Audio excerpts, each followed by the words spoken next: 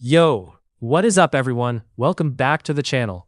Today I was scrolling through Reddit, and honestly, some of you guys need to pick your roommates a little better. We've got three absolute disasters today. Fake twins, a covert double life sublease, and a boundary crossing nightmare that made me want to build a lava moat around my base. So grab some snacks, get cozy, because I'm starting my new forever world while you listen, and let's just dive right into the first one.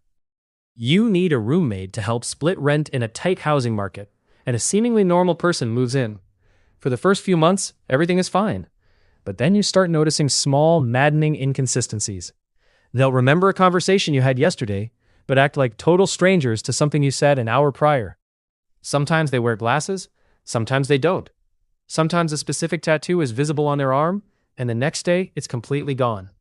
You genuinely start to feel like you're losing your mind or developing memory loss. You finally put the pieces together when you catch them in the hallway and realize the horrifying truth. They aren't one person. They are identical twins who secretly alternated living in your apartment without telling you, splitting a single room and board arrangement. One worked a remote job during the day, while the other lived a wild nightlife, using your home as a revolving door.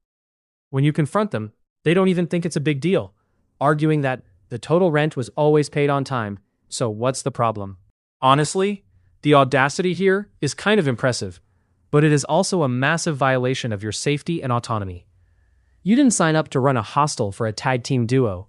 If someone is bringing a literal clone into your home without your consent just to game the rent system, that lease needs to be torn up yesterday. Moving on to story number 2, and this one involves a classic toxic relationship crossover episode. You live in a small 3-bedroom apartment with 2 roommates. A couple sharing one room, and you in the other. One of the partners travels frequently for work, leaving your other roommate home alone for days at a time.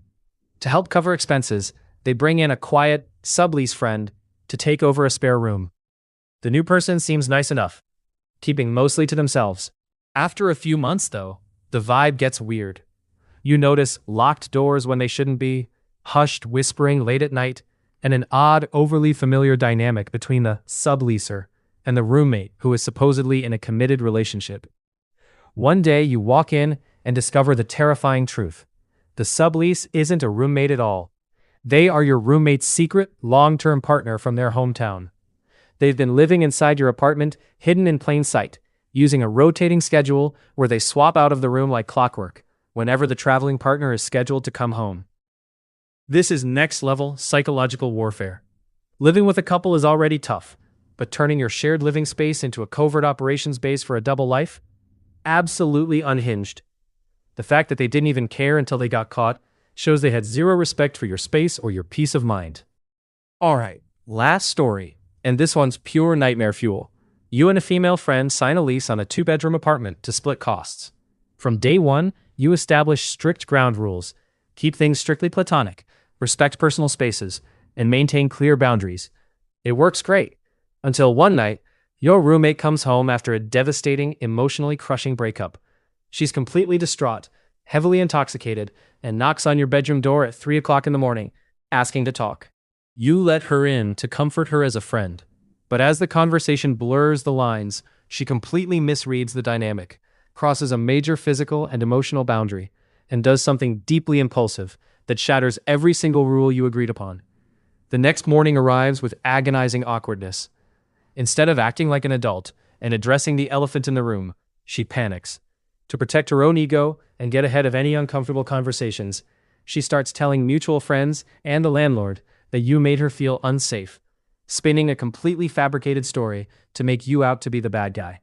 Suddenly, you're trapped in your own apartment, facing a toxic smear campaign, legally locked into a lease with someone who weaponized a private moment against you. This is my absolute nightmare scenario. You try to be a decent, supportive friend in a moment of crisis, and it gets completely weaponized against you to save face.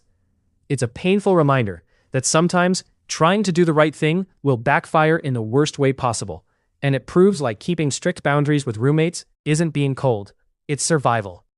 And that's gonna do it for today, guys. If you guys enjoyed this, drop a sub, smash that like button, and let me know in the comments which of these roommates you would have kicked out first.